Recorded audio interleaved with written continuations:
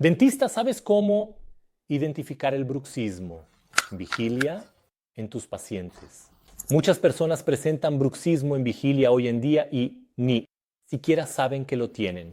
Identificar este hábito en tu paciente es crucial para evitar lesiones dentales, hipertrofia muscular y dolores musculares, incluyendo dolor de cabeza.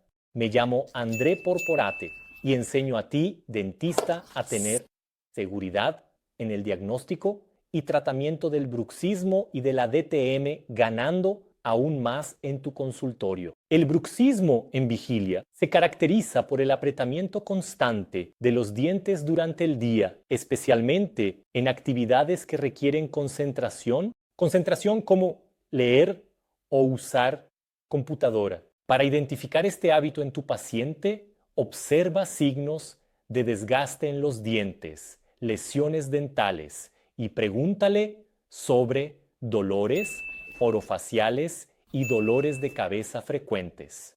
Este diagnóstico permite guiar a tu paciente con técnicas a veces de relajación, respiración y controlando los daños del bruxismo en nuestro paciente.